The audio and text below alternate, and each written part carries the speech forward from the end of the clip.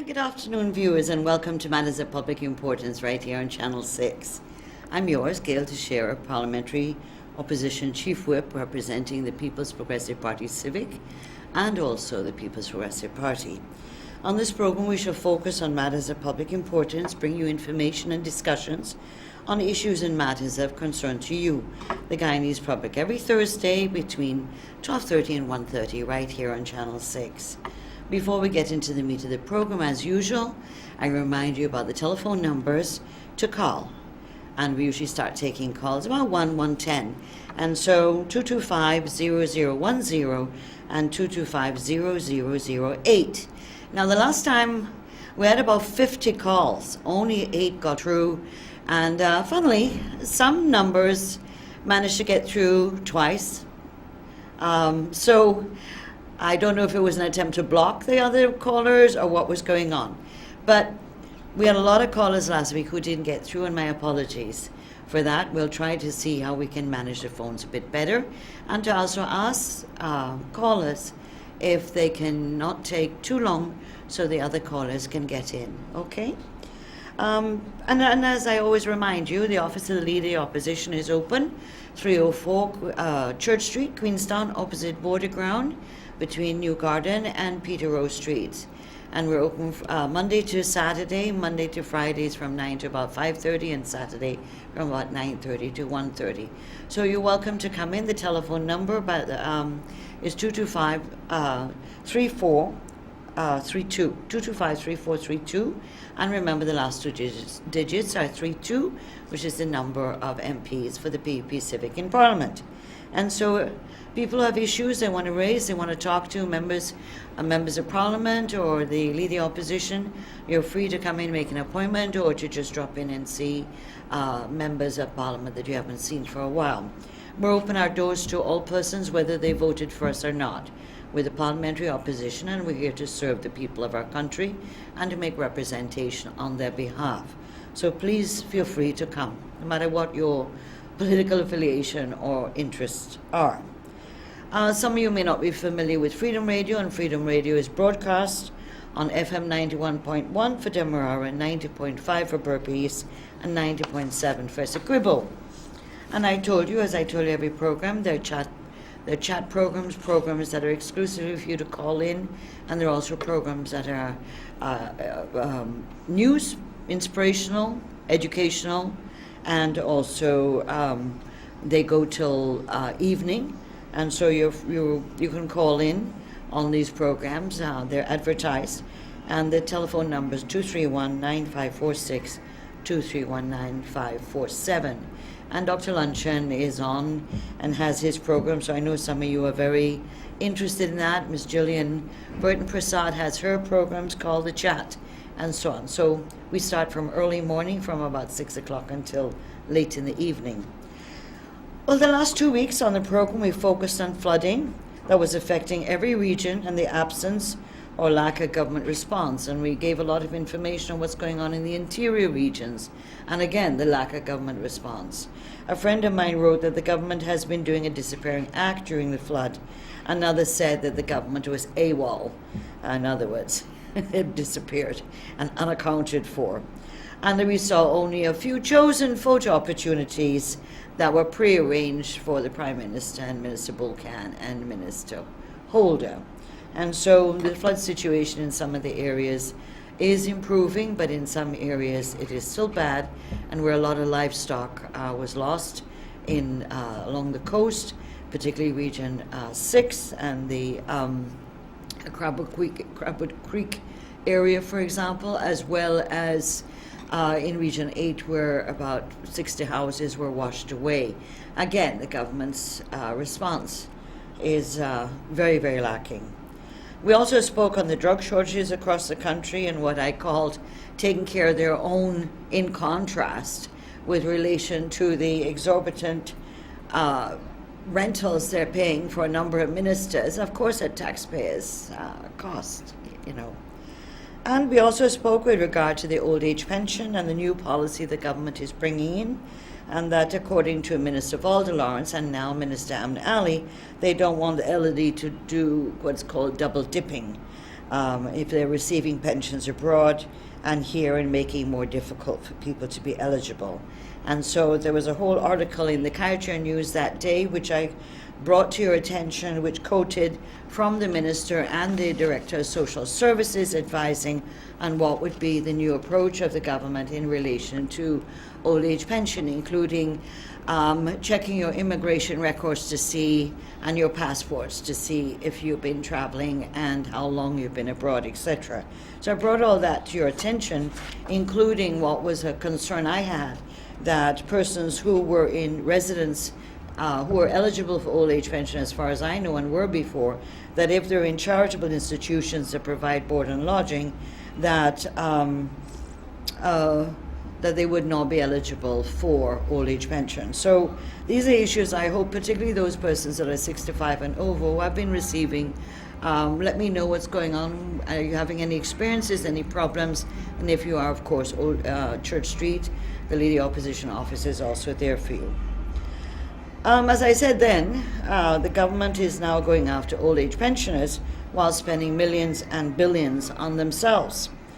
I also responded to the mistake made by the European Union High Commissioner on the amount of money that Guyana received for the removal of its preferential status for sugar, and also the alacrity with which the government went for the PPP's jugular, with great glee and rubbing of their hands that they could prove that we had done wrong things.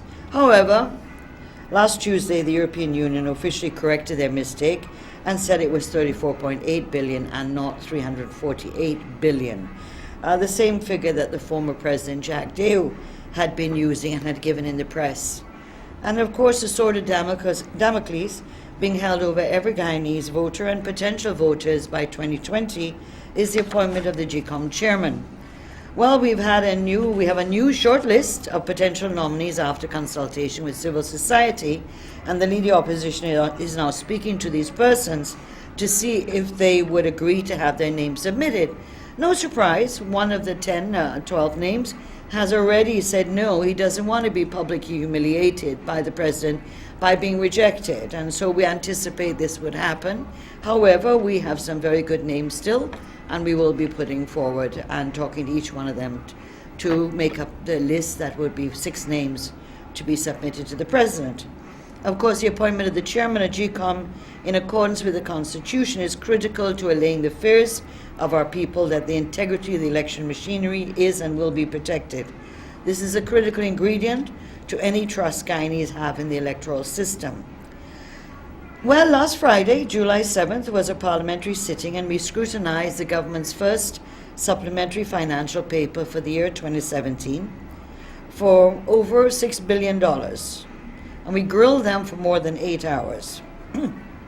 I want to remind you that the government brought 2 supplementary papers in 2016 for almost $19 billion. So we can expect that there will be another one before they bring the budget in 2018, particularly what has happened over this weekend.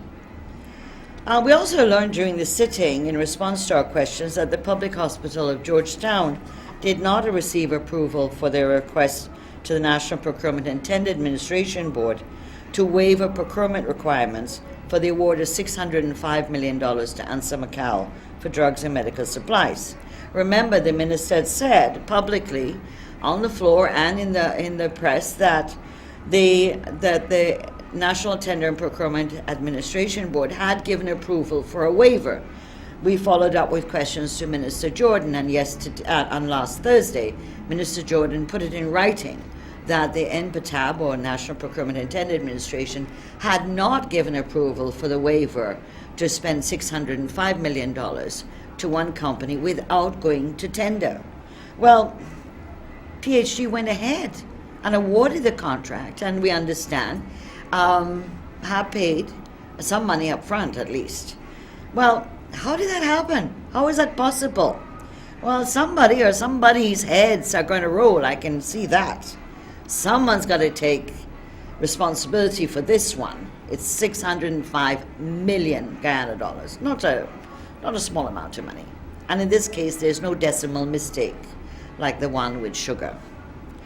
Sunday, July 9th, 2017 will go down in the history of our country as the day when the worst jailbreak and prison fire took place, destroying 80% of the Georgetown prison, or what is called Camp Street Prison. 8 prisoners escaped. Originally the prison and everybody said there were 5, then it became 8, and or so we're told anyway. That's what they say now, it's 8. They can only identify 6 of the 8, and so we're told, and we have to go along with what they're saying. And in fact, after 80 hours since the incident took place in July, they still cannot identify all 8. As I said, they can only identify 6. And so 1 prison officer was killed and several others injured. But the government says there are no deaths of prisoners, or so we're told. And we have to keep watching, because all of us who saw the fire and the conflagration which went on find it maybe a miracle that nobody was burnt or died of smoke inhalation in that fire, particularly as it was over 1,000 men plus prison officers. I said, as we all watched in horror on Sunday afternoon and Sunday evening, the news and the photographs and dribbles of invitation were going viral on the fire and jailbreak. Most of our news was coming from social media and not from the government. And again, like with the floods, they're AWOL. NCN had nothing on for hours except music, and kept replaying an interview of Minister Ramjatan that was done at State House earlier that afternoon on the prison fire. It wasn't until after 10 p.m., almost 10:30 that night, that the heads of the discipline services appeared on TV to provide limited information. Then that was followed by Minister Ramjatan, who did a brief and helpful interview. Then there was which followed, then the third one, was a pre-recorded video was shown of the President being interviewed by one selected journalist. So the President still, even on a matter of national security importance and public safety, did not face the media. Remember, he promised almost 6 weeks ago that he would hold his second press conference since assuming office on his return from overseas. This has not happened. He is the only president to ever hold office in Guyana who has not held a press conference, except one in the last 2 years and 2 months. For the families of the prisoners, the question of how many prisoners were accounted for was critical. Up to today, families are still trying to find out where some of the prisoners are located. For the general population, we needed to know the answer to the question of how many prisoners were accounted for, how many were missing, how many escaped, how many maybe died. Particularly that the whole occurrence of the jailbreak rekindled people's memories and fears of the reoccurrence of the 2002 jailbreak. On Monday, July the 10th, the Office of the Leader Opposition put out a statement extending its condolences to the family of the deceased prison officer who died tragically during the horrific developments at Georgetown Jail. And the Leader Opposition also wish that those officers who were injured and are currently hospitalized, that they get well as quickly as possible. The statement went on to say that although, quote, although there's a paucity of accurate information in the public domain about the events which took place at the prison, what is clear at this point in time is that last night, July 9th, the nation once again witnessed an outrageous spectacle of a bumbling, inept, incompetent Granger government in full display. This incident was repeated not more than 1 year since a similar episode at the identical location revealed for all the lack of planning and contingency that prevailed under the Granger government's watch. The final report and recommendations of the Presidential Commission of Inquiry that was commissioned after that event was kept secret by the administration. The nation is yet to learn what recommendations were accepted and implemented. Clearly, as the statement goes on, conducting public policy in secrecy in spite of public criticism has now become a defining characteristic feature of this government. The Office of the Leader of the Opposition calls for full disclosure of all aspects of this deplorable tragedy at the city jail on July 9th, and repeats it called for the same full disclosure of all aspects of the identical tragedy, loss of lives and destruction of property that occurred there also in March 2016. We urge all Guyanese to extend full support to our security services as they restore law and order, and that all those who are responsible for these tragic events, including particularly the politicians, must be held accountable. Following the statement put out by the Leader of the Opposition in the early afternoon of July 10th, the President then made a 2-minute address in the evening and it was 2 minutes, on the events that occurred on July 9th and also the 4-point plan of what they will be doing. Again, 2 minutes. That's what the President's statement was to a nation that was worried, to the relatives of over 1,000 prisoners who didn't know what was going on, for members of the prison service who also had members and colleagues who were injured. Certainly this was frugality to the extreme in information.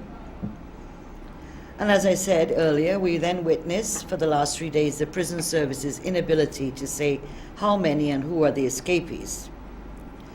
And I just want to remind you, as of this morning, the 6 who have been identified, and their photographs posted in the newspapers of some of them. Desmond James, 24, from Hotoquai Creek, Northwest. Just remember, he was one of those who testified during the commission inquiry into the fire that had claimed the lives of 17 prisoners at the Camp Street last year. He had been incarcerated over the 2004 fatal stabbing of Glendon Cox. The murder occurred at 4 miles Arakaka Village, Northwest. Cornelius Thomas, a Trinidadian who resided at Guy-Hawk Gardens, was remanded to prison 2 months ago after he was illegally found with almost 2 pounds of cannabis. He had been found guilty in Dominique on a fraud matter some time ago, the court was told. Kobina Stevens, a.k.a. OJ. Stevens was arraigned for murder. His age was given as 26, and his last known address was in Buxton. Royden Williams, who had previously attempted to escape lawful custody, was in February this year sentenced to death after being convicted on 7 of the 12 counts of murder in the February 17, 2008 Bartica massacre. Varswick, a former tactical service unit trainer, was last year committed to stand trial for the murder of Sterling Project security guard Wilfred Stewart, who was shot multiple times during a foil robbery at the East Bank establishment. 6. Staffrey Hopkinson Alexander. Alexander was jailed over multiple murders and had escaped from the Mackenzie police station on December 8, 2015. 6 months later, in March 2016, he was arrested in a vehicle at a checkpoint in the area. He was nabbed at Kurupakari Crossing, Rupununi Region 9. So those are the 6 that have been named, and I believe their photographs are out. What followed then is that the Leader of Opposition then put out a press statement yesterday, the 12th, in which he had the following to say, and it's very important that I read this part to you. Again, the Leader of Opposition, that despite differences in views, the political opposition supports the government when it comes to the issue of national security. And he made it clear that the government's top priority must be the safety of the Guyanese people and a large-scale manhunt for the escaped prisoners and the safety of the inmates still in custody.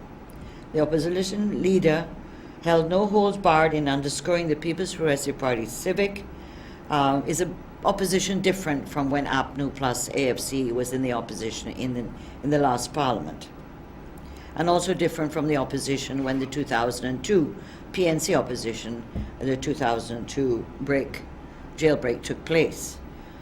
He charged that the PPC will not be a political party that provides political cover for escaped prisoners, nor will the escapees be declared freedom fighters, as was done in the 2002 to 2008 period. There will be no political support, and will not be asking communities to provide safe havens, as happened after the 2002 jailbreak. And so that is an important issue we want to bring to you. Now it's almost 96 hours later since the jailbreak and fire took place. And we on Public Importance have some questions we wish to pose to the Minister of Public Security, Minister Ramjitan, on the jailbreak and fire on July 9th. Up to now, these questions have not been answered. And I know some of them were asked by the press. Some have never been asked before because there hasn't been a press conference since the Sunday night. And so we understand that the Minister Ramjitan will be having a press conference at 1 o'clock today. So it's 10 to 1, and I want to get my 21 questions in, and hopefully maybe he might be listening, or one of the journalists. But these are specific questions I want to ask him. The government is in a report on the timeline on Sunday's incident claimed that at 4:45 p.m., the Director of Prison Samuels was informed of a disturbance at the Georgetown prison. However, reports of disturbances at the Camp Street prison began coming in at about 2:30 in the afternoon. At what time did the fire start? And why is there a discrepancy on the timeline between what was officially given and what was information that was publicly being spoken about before, an hour or two before the 4:45 call to Mr. Samuels? In fact, Mr. Samuels does claim that he did get a call from the prison, but he also got a call from a member of the public advising him that something was happening at the prison. Secondly, what materials were used to start the fire? Given the reports that gasoline or kerosene may have been the incendiaries used, how were the prisoners able to access kerosene and gasoline? How soon will a report from the Guyana Service on this matter be forthcoming? 3. When will there be a full account of the 1,118 prisoners? And is that figure accurate? Because Mr. Samuel said 1,118, but Mr. Ramjitan on Sunday night said 1,044. What's the accurate figure? Where are all the men? Let's have an account that says this is the total, these are where the men are. And so the families will feel assured that nothing untoward has happened, and the general public will feel untoward that all the men are accounted for. 4. Why were the majority of prison officers on duty on Sunday, July the 9th, young officers? Where were the senior prison officers? 5. Why were women prison officers dealing with custodial duties when it is a male prison officers who are tasked with these duties? But there were females in the yard when it's supposed to be males. 6. Where was the death row inmate Royden Williams, who was sentenced to death, as we know? If not in the death row block, where? How did he get out of that section? There must be an explanation, because if anyone's familiar with that section, because remember, I was a Minister of Home Affairs one time too, and that we know the difficulties of Camp Street Prison. However, that section he was in, that each cell has its own lock, and the corridor has its own lock, and each floor had their locks. So how did Mr. Williams end up in the yard when the whole ruckus was taking place and where Mr. Wickham, the prison officer, was injured? How did he get down through all those padlocks and locks? Interesting. And is it true that the prisoners had keys to individual locks and the cell blocks before the fire broke out? Many were out of their cells. Many were in the yard out of their cells. How did that happen? And what was going on in the prison? 7, the Director of Prisons stated that he was informed that an officer was being held hostage and there were sounds and gunshots within the prison. In addition to guns being snatched from prison officers, were the additional weapons in the inmates' possession. And we must remember, in May 2016, after the riot and fire and the death of 17 inmates, and in March 2016, and during the conduct of the commission inquiry, the Defense Forces did a full raid at the Georgetown Camp Street prison and discovered 173 improvised weapons and 44 cell phones, to name some of the items. And this was publicly stated by the the discipline forces. So how is it you have March 2016, a major catastrophe? You have a commission inquiry that starts around May, and at that same time the discipline forces do a raid and discover 173 improvised weapons. The issue of the management of the Georgetown prison is a serious issue that has to be examined. 9. It is said that the standing operating procedures, SOPs, were activated and the various joint services were contacted and responded.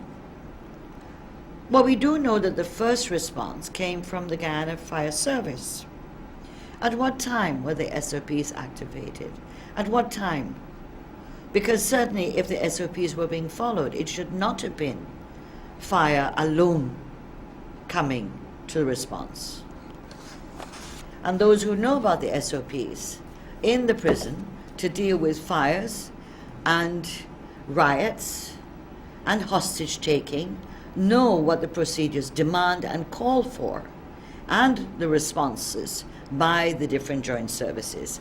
And certainly it could not be, unless the wrong call was made, deliberately or otherwise, that only fire responded, and fire came first and was under siege by the prisoners, throwing stuff at them and missiles, and also cutting off the source of water for them to be able to access the water.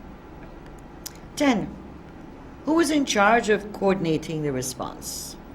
Was it the Guyana Police Force? Someone needs to say who was in charge once the call came out under the SOPs. Who was in charge? The SOPs clearly say which agency is in command. Is the civilian authorities.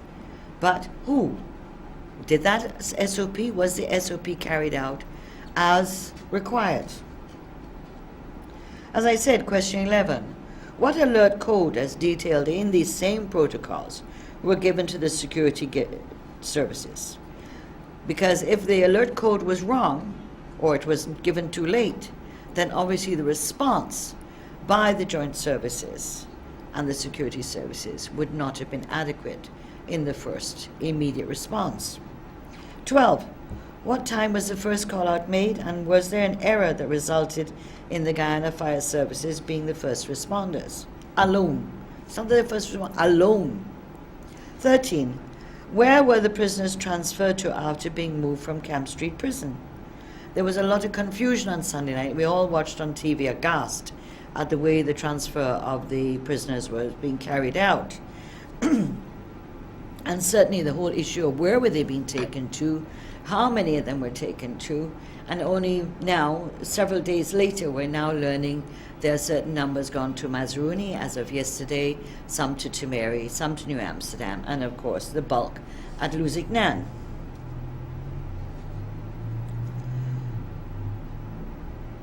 Number 14.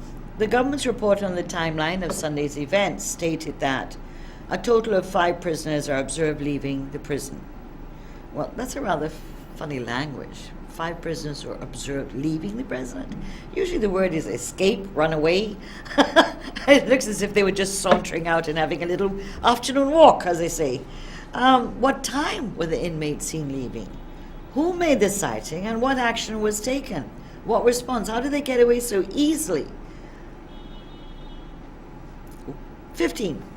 Why were there no roadblocks set up across the city or along the East Coast Demerara and West Bank Demerara corridors on Sunday and Monday in response to the jailbreak?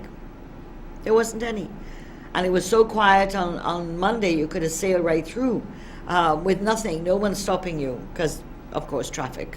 People decided to take precautions and be more cautious of what they were doing and how late. Number 16. What was the nature of the police action in Buxton after reports of gunshots in the area on Sunday night? There hasn't been much report on that. And then, of course, to do with the actual identification of the prisoners. Were the records in the administration building destroyed? Were there electronic backups of these records, which was started several years ago, given that the prison service seemed to have difficulties identifying the inmates and also identifying those who've escaped? But it's one thing for the admin building where the hard copies were, I assume, kept, and the files, but there was a electronic backup system put in place. Who has control of that, and where is it, and why is it not being used by the persons, both in terms of those coming before magistrates to get releases or bail, because some of them may not be the persons they say they are. But why are those electronic databases not being used, or have they been left? Nobody's been backing up, no one's been adding for the last 2 years, but I do know that those systems were in place prior to 2015.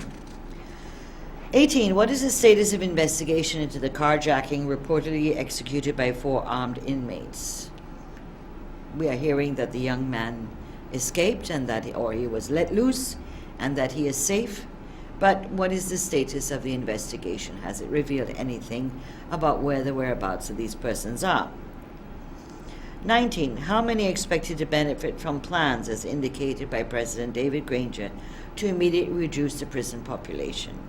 We know that there's a mad rush to send people home now, and we hope they're being very, very cautious and conservative in how they're doing this, in the sense that, yes, there are persons there who are there for small crimes. And I remember as a Minister of Home Affairs being very upset and raising it with the judiciary and with at different security levels, that persons who had small quantities of marijuana, a spliff, were given 18 months, some 3 years, or someone stealing a bicycle, and persons who were found with kilos of cocaines, were given bail, when in fact the law does not allow bail for persons being found with cocaine on them.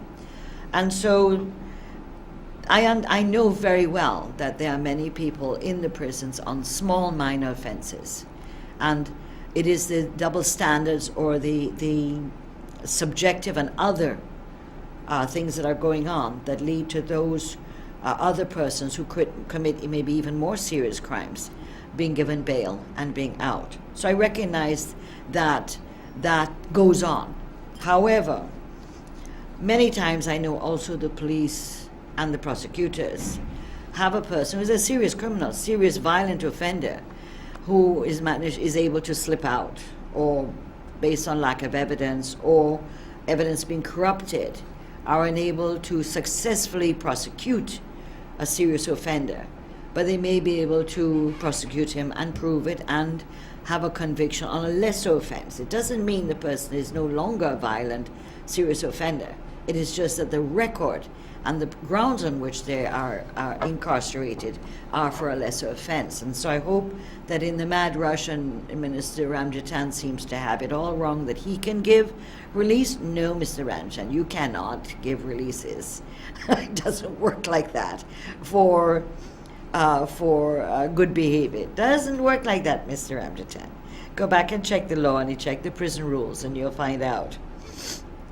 Is there any truth, number 20, is there any truth to reports from inmates that there were attempts to warn senior prison officers since last Friday, July 7th? More and more information is coming out that there were indications and there was some information that something was brewing in the prisons by the Friday and the Saturday, this Friday gone and last Saturday gone. Was anybody listening? Because one of the most important things in a prison system and for those who manage it is to have their ears on the ground and be able to know by a variety of indications and by sometimes people who bring information to them that there is something being planned by the prisoners to escape and or to cause trouble. And also what may be triggers for a prison riot, as what happened in March 2016. These internal mechanisms for intelligence and information seem to be dormant, or maybe nobody's listening anymore to what the prisoners and other people are saying. 21. Will the findings and recommendations of the March 2016 Prison Riot Commission of Inquiry be released to the public, given that the President has said that the recommendations are being implemented? And if they're not going to release it to the public, why not? And I wonder this, that have we not known what the recommendations of the Commission Inquiry were?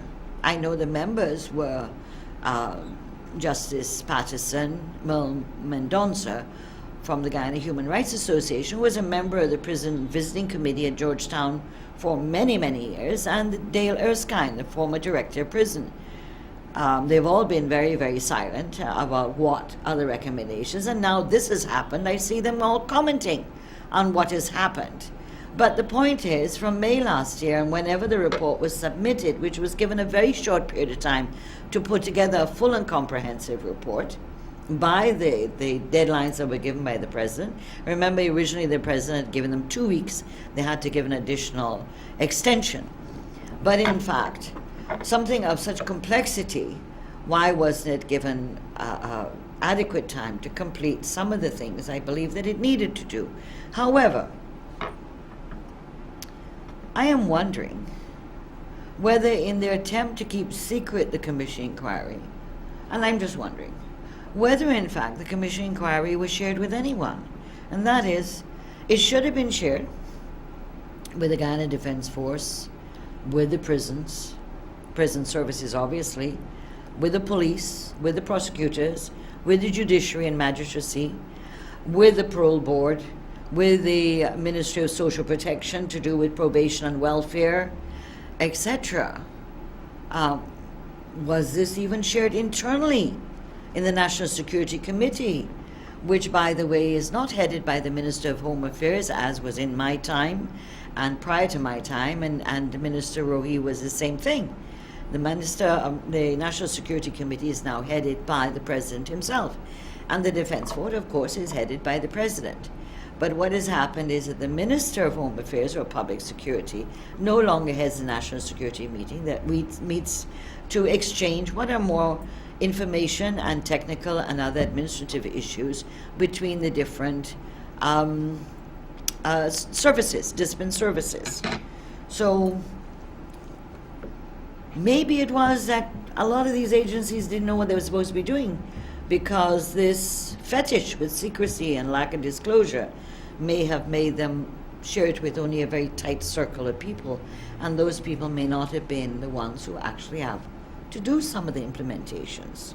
It wasn't only about a new prison or expansion of Mazaruni, which is what we're hearing about was one of the recommendations of the COI. But certainly I'm familiar with some of the problems in the prison system, and I'm quite confident that the commission inquiry could not have only been focusing on only dealing with expansion of Mazaruni. Number 22, why was the said report never shared with the members of the constitutionally provided Parliamentary Standing Committee to oversight the security sector, despite requests by the PPC members on that committee? And let me explain, this oversight committee is provided for in the Constitution, so it is a constitution-provided parliamentary body. Secondly, the members of the committee have to swear to a secrecy oath in terms of what they see, what they read, what they learn as being part of that committee. So why was the Commission of Inquiry report never shared with a parliamentary sectoral committee where you have to have an oath, a secrecy oath? And why was it, of course, for all of us, why was it never made public at some point? It is clear that the July 9th prison jailbreak and fire was extraordinarily well coordinated and well executed. This took time to plan and to put into operation. It required inside collaboration, and it also required external, outside assistance and coordination. And as I keep asking myself, how did the prison officials have no intelligence of something brewing? How did the CIC of this country have no indication that something was brewing? How did all these different branches of government that are involved with intelligence gathering have not one inkling that something was brewing in the prison? Having been a Minister of Home Affairs, I find it unfathomable, unbelievable that they seem to have been so clueless of something brewing of this nature, of this enormity in the walls of Camp Street. So I've had a lot to say today, and I'm sure you have a lot to say too on the prison jailbreak and on the fire, etc. So we're going to be opening up, and as I said before, if I see calls coming in that do not have numbers, I will regrettably not be able to take them. and that I hope that the members will call in and let's talk about this. Is an issue of public safety and of concern to all Guyanese. Okay? I'm afraid I cannot take calls coming in that don't have numbers, okay? So I'm sorry about that.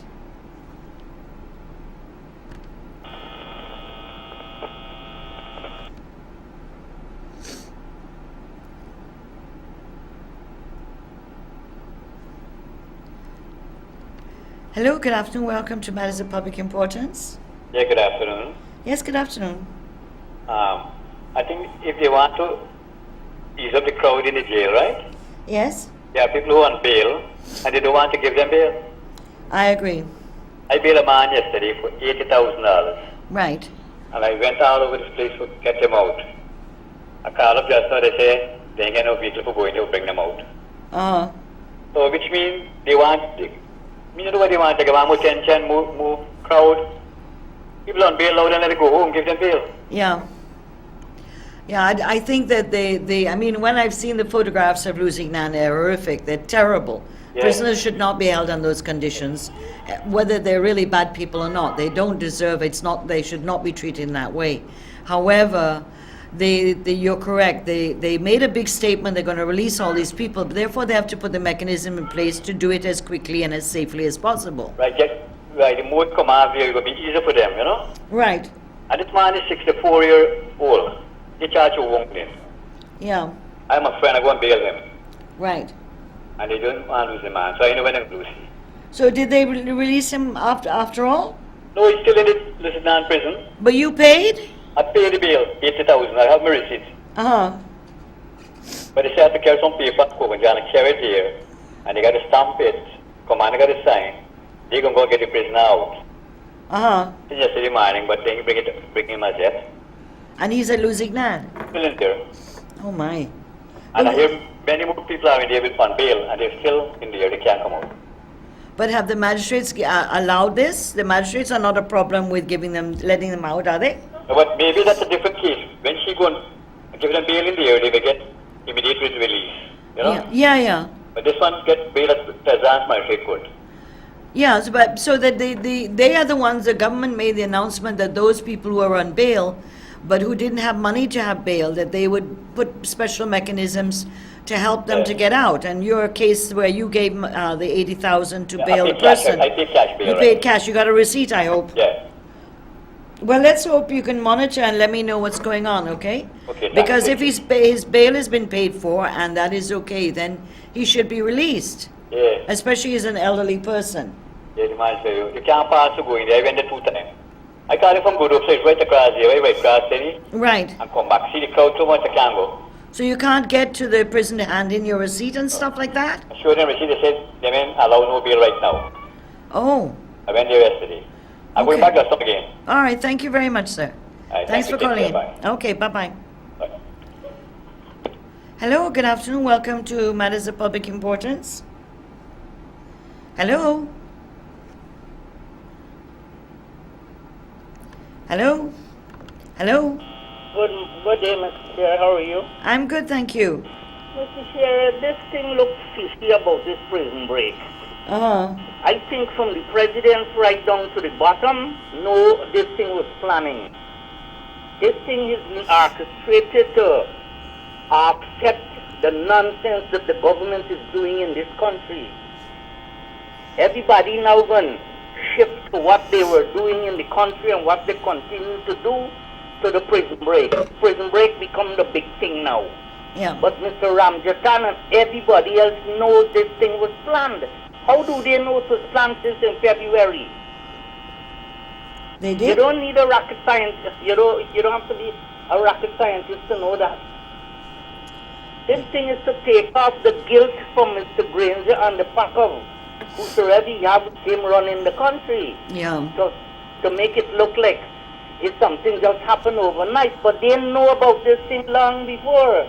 But that's why the government has to learn. It feels all the time that the less the people know, the less information the people know, the better for them. But in this case, your views are being fueled in a sense by the government not providing information at all, not Exactly, saying they're anything. not giving no one any information You know? about any stuff that happened there. And you see the caller that called in just before about the bailable offences. We've heard since Sunday night that those who were bail and couldn't afford to pay it, that these would be released. And this is now, Thursday? And here's a case of someone who actually went in and paid for the person to get them released and can't get the person released. So they seem to they always have these conflicting information that they're giving the public as well. That's why there's a big bank up of people at Losing Nan, because the people believe that they should go and get them bailed, and then the whole process is stymied. So there are a lot of suspicions, and it's in the government's Yes, interest yes, to yes. say what they have to say. Yeah, there is a lot of suspicions, but nobody could take this out of me. The government and people in the government knew this thing would have happened. They knew it was going to happen, so people to come off ridiculing them for the nonsense they're doing. Yeah. I would glad if they have election next week to shy these people out. They don't know what they're doing. I think they should have chosen the minister out of the farms. They would have get people with better brains than what they have there. And look like Mr. Ramjatan. When he look in London, he's seen in Tokyo. How can he see what is going on? All right, well, let's get personal in that way. But clearly, the point about the elections, so please remember the issue of GCOM and the chairmanship and the problems we're having. We're now on the third set of names that we have to submit to Mr. Granger, having rejected 12 outstanding Guyanese as not eligible and fulfilling criteria to be chairperson of the GCOM. So until we get a chairman of the GCOM and we are able to put the commission to work, we're very, very concerned about what's going on in GCOM. So Yes, they are planning to rig the election from now. That is their whole idea, rig the election. They want to put someone there who they can control, like how they control in Suku and the other place. And they're hollering, Mr. Harmon is hollering, but Suku have no saying into, the government have no saying into Suku and the other one, what the name is. It shows clearly that they're working under instructions from the government. okay, caller, I have about 4 other calls Yes, coming okay, in. you take care. You Have a take care of blessed day. yourself. Thank you. Okay. Okay. Yes.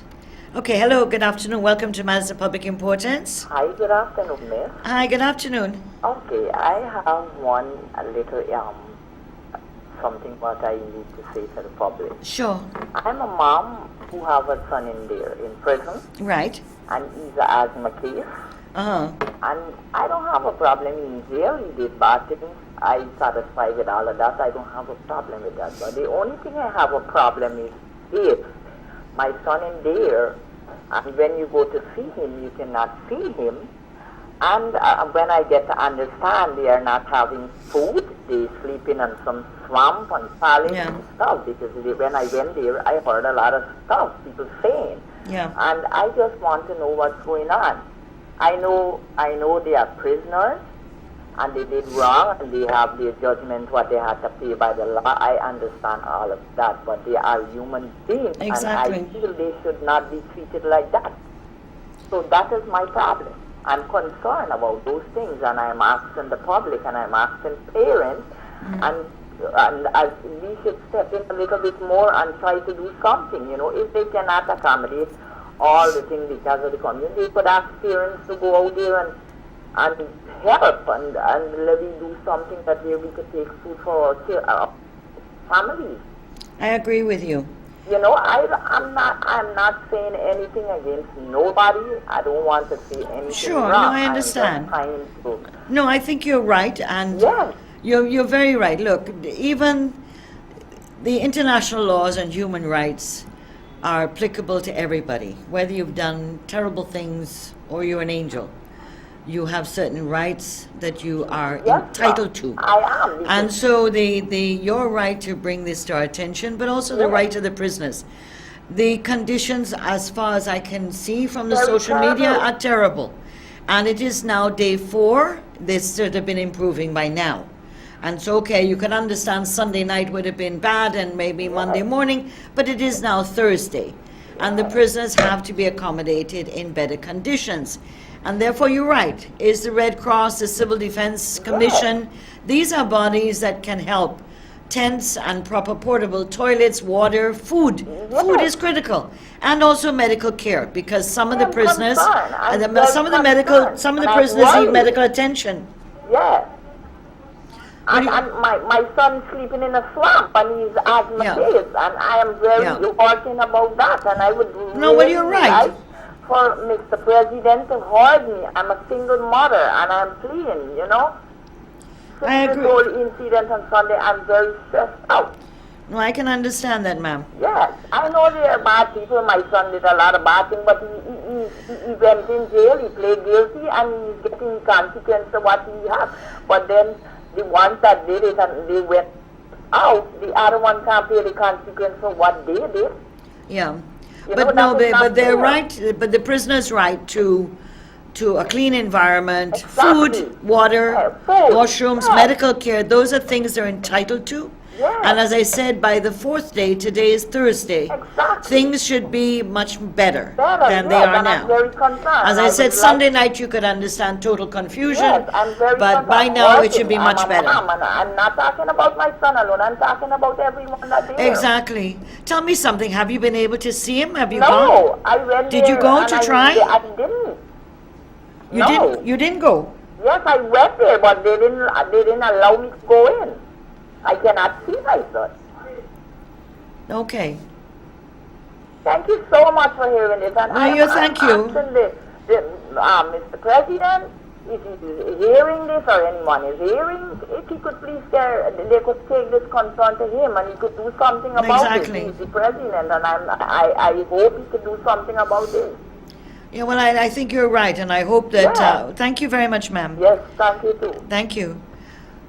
We hope that many of the religious organizations, Red Cross, Civil Defense Commission, etc., can try to lend some support to the prisoners for their welfare.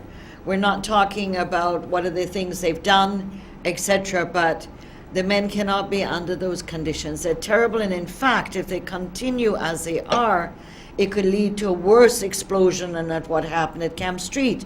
And therefore, the security forces must be concerned that things have to get better quickly.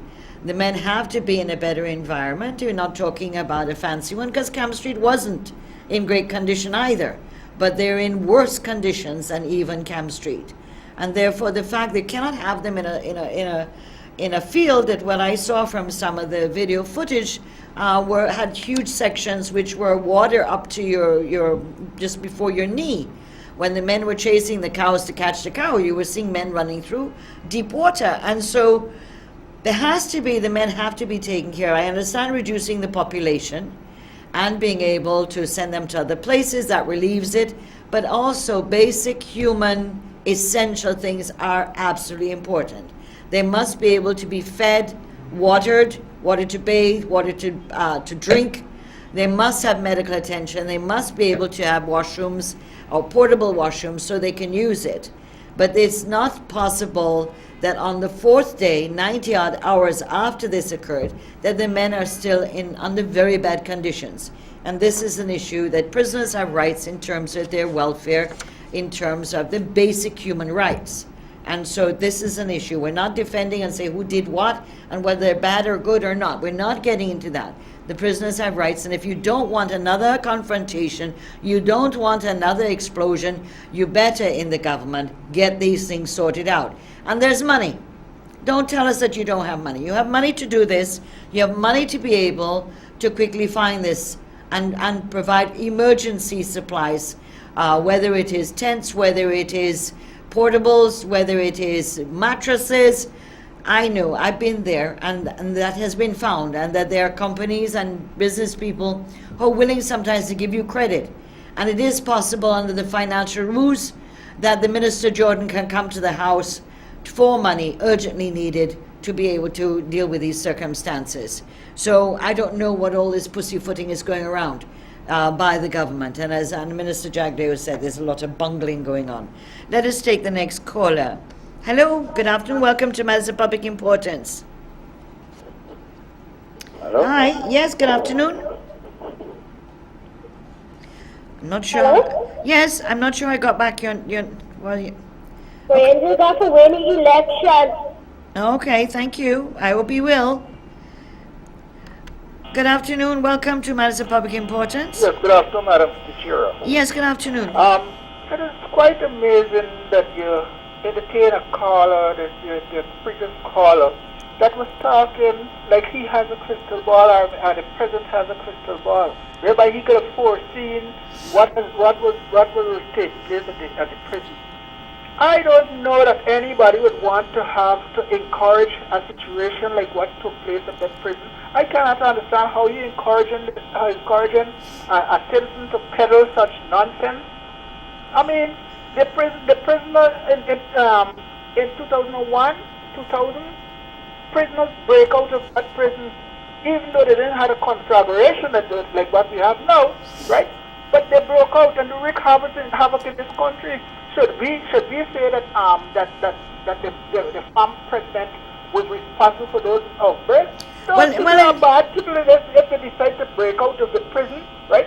The president. Well, in fact, they no control over yeah, but that. well, in fact, they put people in place who has the function. Well, right? in fact, you know, you're not right. The former opposition, led by Mr. Corbyn and later by Mr. Granger, blamed the PPP and Mr. Jaglio for the breakout of 2002 jailbreak. Anyway, I've got 2 minutes left. I've got 2 minutes left. I've got 2 minutes left. Were they right to blame Mr. Jaglio? We'll talk later about that. I have 2 minutes left. The issue is that we've been talking today about the jailbreak and the prison, and there are many questions that still need to be answered. There's speculation, and obviously people have a right to call in with their views. And I allow that. And so sometimes people get offended when someone calls in that has a different view than theirs. This is what we want to do. We want to have discourse. We want to be able to have people express their views. And sometimes they disagree. And sometimes I disagree with you too. But the issue is that a lot of the speculation that takes place would be reduced if the government were to disclose information and to be able to disclose the Commission report of March 2016, because that report may give us a clue of what led to this one. But again, you can't stop people from speculating about what was going on. But the issue is not about who is to blame for the jailbreak and the prison. The fact that the implementation of the COI seems to have been, some say the recommendations were being implemented, some said there wasn't money to do that, so we're not sure. We can't judge those things because these are officials speaking and we haven't seen the Commission of Inquiry report. However, the fact that this particular jailbreak took place was highly coordinated, well executed, with fires, simultaneous fires, that allowed, in fact, that men were loose in the yard. They were out of their cells. And that is a question mark that is huge, that has to be answered. So clearly, somebody out there knows a lot more than what we're being told now. And so the issue of blame is that the government is being very frugal and not informing the public. What is a public safety issue? The second issue, that they seem to have been very uncoordinated and confused in managing the situation. There was the SOPs, particularly those of command and control in the SOP, was not operated on. And why? Normally it's a normal procedure they go with, unless someone gave the order and made them step down or step back. And so there are issues that are many, many questions that need to be asked. And those of us who may have been around in the security area may be a little bit more familiar. However, the other issue, so the government's got to deal with the fact of information and letting the public honestly know what transpired, particularly if it wants the public on its side. And if it doesn't do that, then it makes suspicions created and speculation as to why the government is hiding the information. The other issue is the prisoners' welfare. Whether they are bad men, serious criminals, first offenders, whatever it is, they have to have basic accommodation. Therefore, mattresses and situation where they're not walking in a swamp and they're not being, they have washrooms, portable washrooms, place to bathe, and are being fed. It is critical for the prisoners to be fed, and particularly for those who are on self-support, because it is difficult to get food into Lusignan. Many of those are without food or are dependent on the prison food. But the prison services have to recognize that if they don't want another situation to occur, they've got to be able to take care of the men now that are in the prisons, particularly in Lusignan, which seems to be in the worst condition of all, in terms of the conditions the prisoners are in. So those are two levels we got to deal with. And I believe that there are many forces, non-governmental organizations, who would be willing to help, but the government also needs to come straight and take the people into their confidence. So we're closing down now. We're 1 minute over our time, and the technician is reminding me. And so we wish to thank you for listening into our program. We hope that you have a blessed week and that you stay safe. And remember, don't drink and drive. We want all of you to be safe with your families. And so, as I said, have a blessed week. We'll meet again next Thursday between 12:30 and 1:30 p.m. right here on Channel 6 on Matters of Public Importance. You take care of yourselves. Okay? Ta-ta. Bye-bye.